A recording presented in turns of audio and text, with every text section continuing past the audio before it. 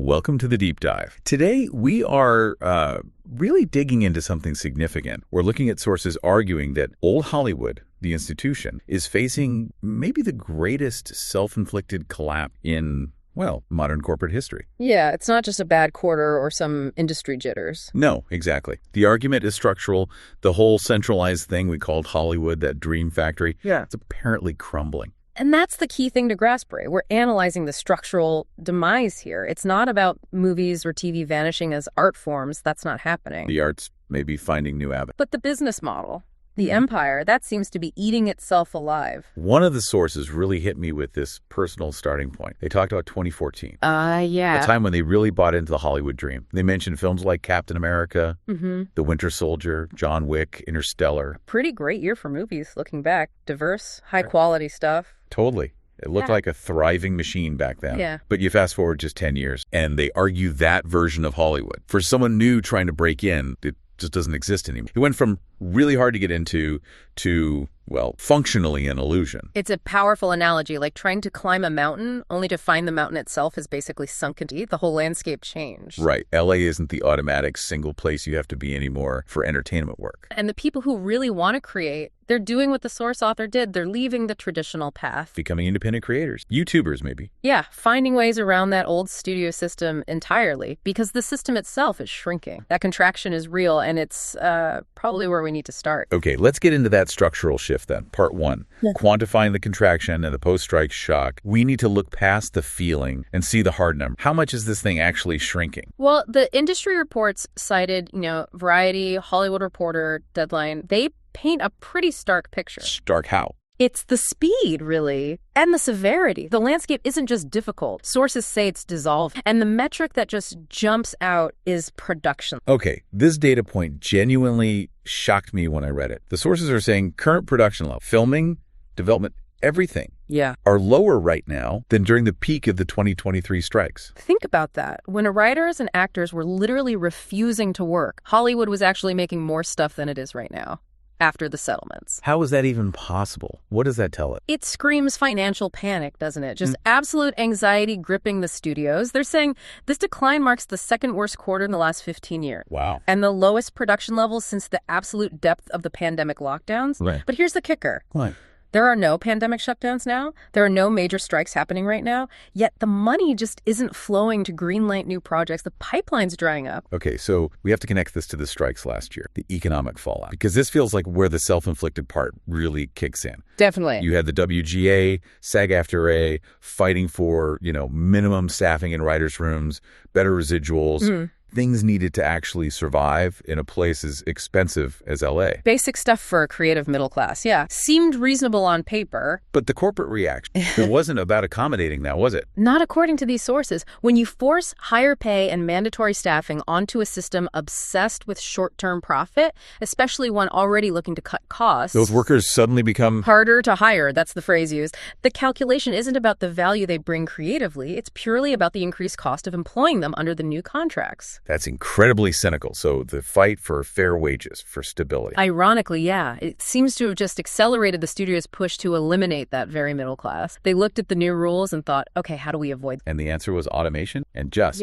canceling projects. Yeah, it looks that way. The rising cost of human labor directly fuels the pivot towards tech solutions, like AI. We'll definitely get to AI. Yeah. But it wasn't just AI, right? There were other structural changes speeding this up, like digitization. Absolutely. Think about how you used to try and break in post-pandemic versus before. Historically, it was tough, but you had to be in LA. Right. You were physically there. You went to auditions in the room. You might not get the part, but you met the casting director. You met other actors, assistants, PAs. You could network, build connections slowly. That human element, that chance encounter. Gone. Pretty much gone now. Everything's digitized. Auditions, film yourself, upload a tape. It goes into some giant digital pile. Did someone scroll through them quickly? Maybe. Impersonally. So The barrier to submitting is lower, technically. You don't need the plane ticket to LA. But the chance to make a real connection, to stand out as a person, that's vanished. So you can't break in through sheer persistence and networking the old. It's much harder. And when the studios get scared, like they clearly are now with shrinking opportunity, what do? They hire the people they already know, safe bets. Exactly. Risk avoidance takes over. They hire the same established names again and again. Discovery, finding new talent. That feels too risky right now. And that risk avoidance, hiring the same few people, or only those who can afford to live in LA without a steady income, that leads straight into the next big issue, doesn't it? It sure does. Part 2, the creative crisis, quality, insulation, and streamer. If you're only drawing tiny, often privileged pool, you get an echo chamber. Yeah. The sources argue pretty strongly that the drop in quality we've all kind of noticed, it's not an accident. It's a direct result of how insulated the system has become. It's just incredibly expensive to even try to live in LA on the kind of money you make starting out in creative fields. Assuming you can even get those starting jobs. Right. So who does that leave? Often it leaves people who, as the sources put it, come from rich, well-connected families. People who have the financial cushion to wait it out years. So you lose the working class perspective, you lose diverse viewpoints, you just get the same kind of story told by the same kind of person over and over. And that lack of grounding in broader experience, it apparently leads to some really weird decisions higher up. Okay, let's talk about that Disney animation anecdote, because it sounds, well, bizarre. Yeah, the source points to leaked info about hiring practice, specifically mentioning the Jennifer. And the issue wasn't about diversity in the usual sense. It was about where they were sourcing talent from. Not traditional animation schools or writing programs. Apparently not always. They were reportedly hiring people from places like Reddit and Tumblr. Why? The suggestion is it wasn't necessarily for proven skill, but maybe for their online clout, existing fandom. Or maybe it was just faster, cheaper, expedience. So prioritizing buzz over craft. That seems to be the implication. You might get some fresh ideas, sure, but without the grounding and structure, storytelling fundamentals, professional pipelines, the execution suffers. Right, you need both the idea and the ability to actually make it work on screen. Exactly. And the source suggests this kind of hiring contributed to a noticeable decline in quality control and output from certain parts of the company. The audience felt. Which brings us neatly to the streaming effect. This feels like the real game changer for incentives. Oh, absolutely fundamental. Think about it. For decades, the system had built-in quality control. Make a bad movie. Lose money at the box office, word gets out, people stay away. Make a bad TV show. Ratings tank, advertisers pull out, show gets canceled. Quality, or at least broad appeal, was essential for financial survival. Streaming just blew that whole structure up. How so? It shifted the entire goal, the old goal. Get eyeballs on screens for specific movies or shows to maximize ticket sales or ad revenue. That required making something people actually wanted to see, maybe even loved. And the new goal? Just produce a ton of volume. Keep people passively staring at a streaming so they don't cancel their option that. It's the difference between needing a blockbuster hit versus just preventing churn. Precisely. You don't need 100 million people to love your streaming show. You just need enough subscribers to watch a couple of episodes and forget to hit cancel. And that safety net, the fact that studios were paying huge sums up front just for volume, that affected the creators too, right? Hugely. It became toxic for quality control, sources argue, because if you're getting paid massive amounts, regardless of how the audience reacts, you lose the incentive to please them. Pretty much. They gained this liberty, as this it, to make whatever they want. Even if audiences hated it, even if critics panned it, it didn't matter financially in the short term. The volume was delivered, the check cleared, move on to the next project. The direct link between audience satisfaction and financial success was just severed. Yeah, for a while anyway. Until the streamers realized that model wasn't sustainable either, but the damage to the creative incentive structure. And if you combine that with the leadership, yeah, the actual people running the studio, you get another layer to this crisis. Oh, yeah. The critique here is scathing. The sources describe a C-suite filled with execs from backgrounds like Pepsi, cable companies, finance. People who don't necessarily watch movies or understand filmmaking as an art. That's the argument. They see films and TV shows as product, which interchangeable units on a spreadsheet. Like selling soda. If one flavor isn't performing, just swap it out for a cheaper one that algorithms say might get clicks. Exactly. They rely on algorithms because they fundamentally don't trust or maybe understand the creative process. They don't trust. And that lack of trust, that fear, it paralyzes. It seems so. Dakota Johnson actually called this out pretty directly while promoting Madame Web, surprisingly. What did she say? She basically said executives are scared. They don't understand what audiences want anymore, so they default to algorithms and just rebooting old IP, which ironically, makes things even worse. Oh, getting that kind of validation from someone inside the machine, it makes the whole thing feel incredibly fragile. It does. They're kind of destroying the very thing they're supposed to be nurturing, maybe not maliciously, but through this weird mix of financial panic and, frankly, ignorance about the art itself. And that combination, fear, cost-cutting, ignoring the art, leads us right into the next phase, doesn't it? Part 3, the embrace of AI and corporate consolidation. The ultimate pivot. If you're scared of messy, expensive, unpredictable human creativity. And you just got forced to pay those humans more. AI looks like the magic bullet, the get-out-of-jail-free card, as the source calls it. Why? What's the appeal? Well, first, cost. It avoids paying those higher salaries, the benefits, dealing with unions that were just negotiated. Okay, predictable. Second, control. It offers this perceived freedom to just make whatever they want. Instant. Churning out scripts or concepts without human pushback, artistic. Just push a button, get content. That's the dream, anyway. But the sources point out some major, maybe fatal flaws in this strategy, especially for companies trying to sell premium entertainment. Flaws like what? Okay, first big one, market parity. Anyone can use AI. The second, Hollywood leans heavily on generative AI for scripts, for visuals. They lose their edge. Completely. Their historical advantage was concentrating the best human talent writers, directors, actors, designers. If AI can generate good enough content, what makes a Hollywood production special? Any well-funded tech company or independent creator anywhere in the world can use the same. So it levels the playing field in a way that actually hurts the established players. Exactly. And the second huge flaw is, the output itself, quality. How about it? AI, as the source bluntly puts it, can only steal from other things. It's incredibly good at remixing and regurgitating patterns from its training. Which means? More repetition, more sequels and reboots based on past IP, more derivative plots, because AI literally cannot create genuine novelty or reflect new human experiences that aren't already in its data set. It just optimizes the past. And you lose that spark, that human element. Yeah. That unique insight, the unexpected twists, the emotional depth that comes from lived experience.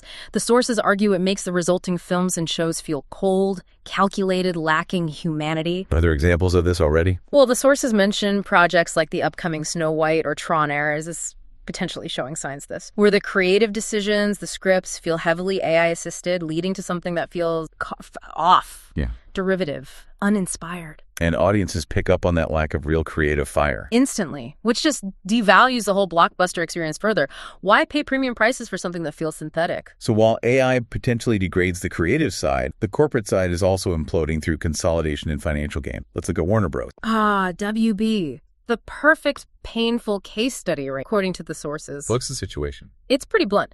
WB is officially for sale. David Zaslav, the CEO, his main job, reportedly, has been cutting costs and dressing the company up to look attractive to a buyer. The phrase used is fattening the pig for market. Exactly. It's all about maximizing the sale, which means almost every creative decision is being filtered through that financial. How does that manage? What does fattening the pig look like creative? It looks like focusing on perceived certainty for investors. So you hire James Gunn for not just because he's a good fit, but because you can tell Wall Street, look, we have a Marvel guy running our superhero stuff. It gives investors a familiar box to. What else? You talk upcoming tentpoles like the new Superman movie, framing it as a guaranteed smash hit, projecting huge future revenues. Even before it's out.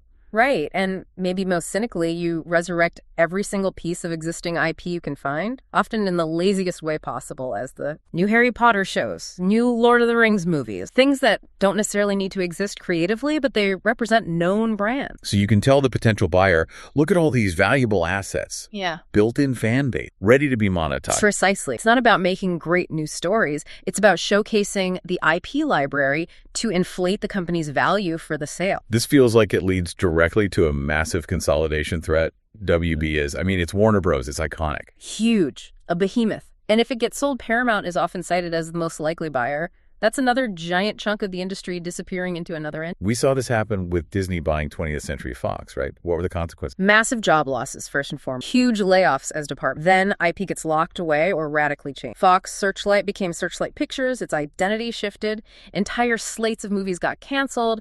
You lose a distinct creative voice in the market. So if WB gets absorbed by Paramount or anyone else, the landscape gets even smaller, even less competitive. We could realistically be looking at only 3 major legacy studios left stand: Disney, Universal, and whatever Paramount does. 3 companies controlling almost everything. Terrifying, isn't it? Fewer buyers for scripts, fewer places to pitch ideas, less diversity in the executive suites making decisions. It just accelerates that narrow, risk-averse thinking we already talked about. More power in fewer, less imaginative hands. And just to add one more layer of instability, the sources warn that the AI fight isn't even over yet.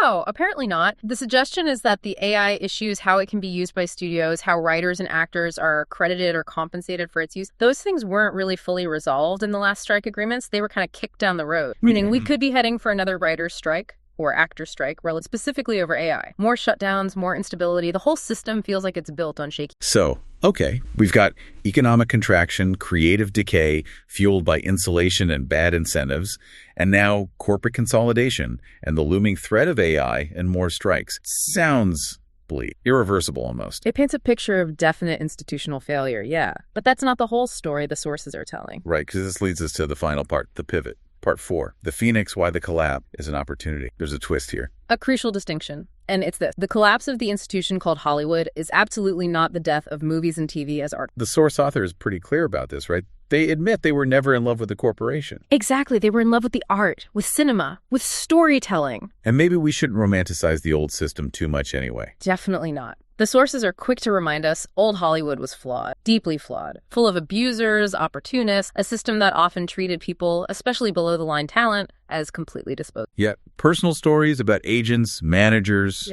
It wasn't some golden age of ethics, even when it was making great film. The problems were baked in. So the realization is maybe its collapse isn't entirely a tragedy. Maybe it frees creators from that structure. We don't have to stand outside the gates begging anymore. That's the idea, because the gates are crumbling. This is where the new creator model. Okay, contrast that old way with, say, YouTubers or independent creators today. Look at the difference. Successful online creators, they often set the rules for ourselves. They own their IP, usually. They control their distribution, large. They aren't waiting for permission from an agent or a studio exec who takes a huge cut just to open a door. The power dynamic is flipped. Completely. And the opportunity now is immense. Creators can build their own audiences directly. They can practice their craft in public, hone their skills, and critically find each other. Yeah, connect with other talented writers, directors, actors, crew, and form their own production, make their own films, TV shows, completely bypassing the dying studios. It sounds like a call for an entrepreneurial revolution in film. It really is. The sources encourage looking back to the real beginnings of cinema before the monopolies formed. Like Walt Disney needing bank loans for Snow White. Exactly. Disney was an entrepreneur. He had a high-quality,